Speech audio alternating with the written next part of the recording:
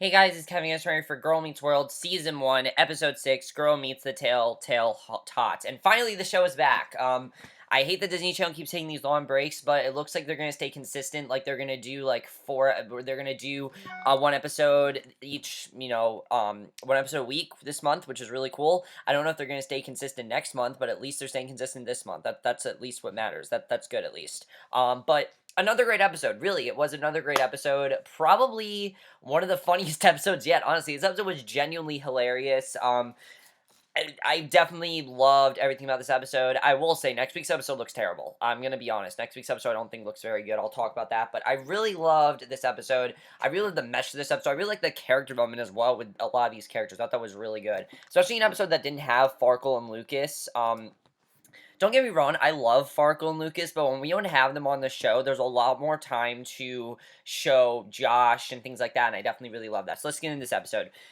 So basically, this episode, we see, I thought it was hilarious when in the beginning when Maya, she basically realizes that her flirting with Josh is obviously not working, so she just pretends that she's not at all interested in Josh when he comes through the door, and I love it, she's just like, yeah, whatever, hi. I thought that was hilarious that she's doing that. I mean, it's pretty obvious that you want nothing to do, that you just do like him, that you're just pretending like you want nothing to do with him, so he'll, just say something to you, and I thought that was really funny that she did that. That was hilarious. But basically, Josh has this college letter from NYU, and he basically eventually Maya realizes that it's not working, and she basically just decides, you know what, fuck it, I'm gonna talk to him. And she just talked to him, and basically he realizes that he did get into this college, which is really cool. I was happy that he got into this college. But here's the thing.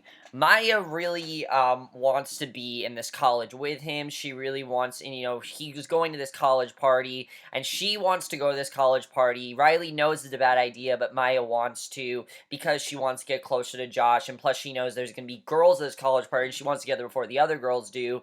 So they basically have to make a plan to not, to basically, they basically decide to make this plan that they're going to pretend that they're having a sleepover when really they're going to sneak out to go to this party, and that's basically what they plan on doing. So that's basically all of this episode, but there's a lot more that happens in this episode that is really funny. Corey talks to the class. By the way, the classroom scenes in this episode, I know a lot of people don't like the classroom scenes. I thought they were really good this episode, definitely. I never have had a problem with them, but I know a lot of people think they're really stupid. I really like them in this episode.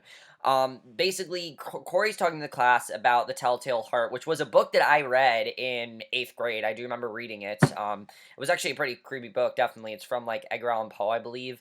But he tells them about the story and how, this man had to be careful with the truth and that he needed to basically not let his conscience get the best of him. And it starts to give Riley ideas of her conscience coming forward and talking to her in the best way they can. I thought some of the best scenes in this episode involved Riley and her conscience. I mean, this episode definitely dealt with conscience in a very good way, and I definitely really love the way this episode dealt with that. I thought that was really good, I have to say. I love the joke where Riley and Maya are talking about Corey, and they talked, and basically Riley found out. Basically, there was a great joke where Corey's like, where Maya was like, "Oh, your dad's older than that's like your dad being older than your mom," and Corey's like, "We're the exact same age," and Riley's like, "What?" Like that was hilarious when we saw that, because if you do look at them, they don't look the same age. I mean, definitely Topanga looks a lot younger than Corey, and I thought that was definitely very funny that that they said that. I thought that was really great. So that was definitely very funny. So basically, they decided to go to this party, and basically, Maya plans to have Riley this pillow thing, this pillow. I think it was like a pillow pet thing under the bed, and basically, she's gonna be pretending to sleep there while they go to this party. They go to the party, and we get probably some of the funniest scenes, especially from Rowan Blanchard. She had some generally hilarious moments this episode. Honestly, it might have been one of her funniest episodes. She really is improving as an actress. Definitely, you can tell. And so yeah, they basically plan on going to this party, and when they get there, they're already loving the college life. Riley meets these Gamma girls who that Riley is going to be that kind of girl. Obviously, Riley is going to be that kind of girl. Like, who would have, Riley definitely is that kind of girl. She interacts right away with these Gamma girls. They act like they've just seen Riley. I mean, these girls are so dumb. Like, seriously, they're idiots, and I love the interactions with them and Riley. Riley, them doing that Gamma cheer. I was dying there. It was hilarious to see. I really like Rowan Blanchard trying to do better with Kami. It definitely seems like they're trying to give her more to do, and I definitely really do love that. that. And especially because first season she was kind of prissy. I will admit she was kind of prissy first season, but here I thought she's very funny. I definitely really enjoyed that. But when they get there, things do go downhill because Maya sees that Josh is talking with like three other girls, and they're basically too late. They plan on heading back, but then Maya decides, you know what, I'm gonna talk to Josh and see what's going on. And while they're there, basically, this is when Josh reveals to his friends that they are now. In the meantime, Augie was planning on sleeping with Riley because I guess this is like a regular thing he does. He wakes up, and I mean that's something that little kids do. They want to either go with their parents or their brothers or sisters. So he asks Riley if he can sleep in her bed, but when she doesn't say no, he knows that something's wrong. So he sees that there's a pillow pet there. He doesn't tell, according to Pango, which I thought was interesting that he actually didn't tell them that, but he doesn't. He decides not to tell them. So basically, he does whatever he can to take the initiative that Riley's not there, and I thought that was hilarious the way he was handling it, just the way he was doing it. I thought that was hilarious. So back to the college party. Maya talks with Josh's friends, and very quickly Josh says that they're in middle school and they don't really belong there. But I really loved what Josh said to Maya, because he asked her point blank, "Why do you really like me? What is it that you like about me?" And I like what Maya said to Riley, that Corey has an interaction with his brother. She loves the bond that they have. She loves the bond he has with Augie. And she loves that no matter what, he's always there for Riley and Maya. Really, she just loves the attention. That's what she loves, is that he's really a family first kind of guy. And if you look at her family, no one's really ever like that. And I think it's more of, she doesn't just like Josh because he's good looking, but also because he is there for his family, and she really doesn't have that. And I think she really likes seeing someone like that. Definitely, I think that's what Maya enjoys seeing. I thought that was really good that we saw that, and I really like finding that out as well. But I like what Josh's friend did say to Maya, that age difference is not that big of a deal. I mean, think about high school. I see there are freshmen that date juniors. I mean, my freshman year last year, there were freshmen that dated juniors. Honestly, there were. There are sophomores that date seniors. It's not an uncommon thing. I mean, yeah, sure, it's a 3-year difference, but it's, and that relation will probably end like a year. But it really is not that as big as Josh is making it. I like that that girl acknowledged that. I mean, it's not like he's like 20 something and she's 14. She's 14, he's 17. That's not really that much of a difference if you think about it, honestly. 14, 17, not that much of a difference, and 14 is like an incoming freshman, and 17 is basically, most times 17 is like a senior, so it's really not that big of a difference, especially since Maya will probably be 15 by the end of this season. It really won't be that big of a difference. I definitely don't see that happening. I like that Josh's friend acknowledged that, because honestly, yeah, it's not that big of a difference. I thought that was really good, definitely.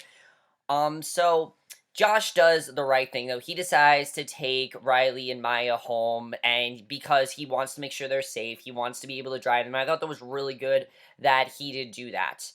So now we see, and also I love seeing the Gamma Girls like kidnap Riley. That was hilarious. I thought that, and basically Josh has to come get her back, and Riley's conscience keeps really annoying her. And I will say my only complaint in this episode, the conscience was a bit annoying at times.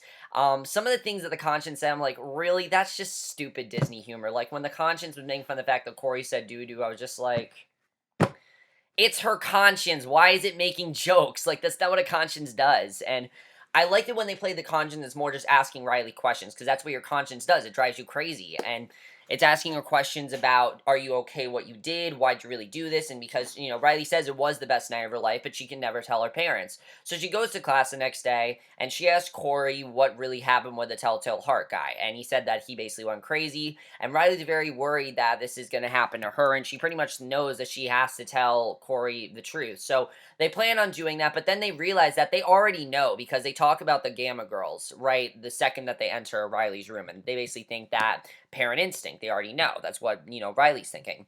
That's not what actually happened, though, and I thought this was really good. At first, we think that Josh ratted them out. That's what it seemed like, at least. It seemed like Josh ratted them out, and that Josh was the one that did this. That's what it seemed like was happening. But that's not at all actually what happened. What happened, I thought, was a lot more interesting. I definitely enjoyed seeing. Maya's conscience we saw was definitely bothering her. Maya's conscience definitely, she's never really had it, and now it's starting to, egg her on. So she actually told the truth to Corey and Topanga because she felt it was just the right thing to do, and it really showed how Maya's maturing. I really love seeing that. Who would have thought that Maya, out of all people, would do something like this? But honestly, it's just showing the maturity that Maya is getting, which I really love seeing. I have to say, I really like the development that she's getting. I like the growth that she's getting as character. I think they're really handling that very, very well. Definitely, I really love the way they're handling her character growth. I think that's great. And Corey also says to Josh that he doesn't really think of him as a little brother anymore because he really did a grown up thing. I mean, he left his friends at the party that he really wanted to go to. He really wanted to make new friends, experience college life. We all know how an orientation works. It's just like a high school orientation. You want to make new friends, you want to say hi to people, you want to see who's going to be there. Of course, you want to do that. But he got abandoned all that just so he could take his, niece and her friend home and make sure they were safe, which I thought it was awesome they did that. It was a very good thing to do, and I love that Josh did that. That honestly was awesome. I love that he did that. So basically, the episode ends with Corey and Topanga talking into Riley and Maya about how they are grounded, and Augie's grounded for a week for not telling them, which I thought was really funny, that he knew and he didn't tell them, so that was really funny. And Maya's line at the end of the episode might be the funniest line she's ever had. Her conscience is saying, that it's great what she did, but now they're going to tell her mom, and she has a lot more things to tell her, and I love it. She's like, okay, guys, I'll see you in a year. I thought that was hilarious when she said that, and I love that. So overall, guys, a great episode. As usual, really loving this season. Absolutely love this episode. Next week's episode doesn't look good. I'm gonna be honest, it really doesn't look good. It looks like they're trying to be like, and then there was Sean, which that is my favorite episode of Boy Meets World ever. And the reason it's so good is because there's no other TV show that could do something like that. If Girl Meets World tries to copy that, I'm gonna be really pissed off. I really hope that they do that episode in a better way. The promo looks honestly horrible. It really does. It does not look like a good episode next week, which is fine because if it's a bad episode, I might not even review because the series finale of Phineas and Ferb is next week, and I definitely want to see that because that's a big part of my childhood. So, I definitely want to check that out. But overall, guys, really solid episode. Very funny as well. I was surprised by how funny this episode was. If I had any real complaints with it, again, I just thought the conscience was a little bit annoying at times. I thought they showed it a little bit too much. I understand the point of the episode. I really like the message as well, that no matter what, the truth will set you free, and the truth will come forward, and that's true. I mean, me, personally, I have a huge problem with lying. That is a huge pet peeve. That is a huge, pet peeve for me. I can't lie. It's like a weakness I have. Like, literally,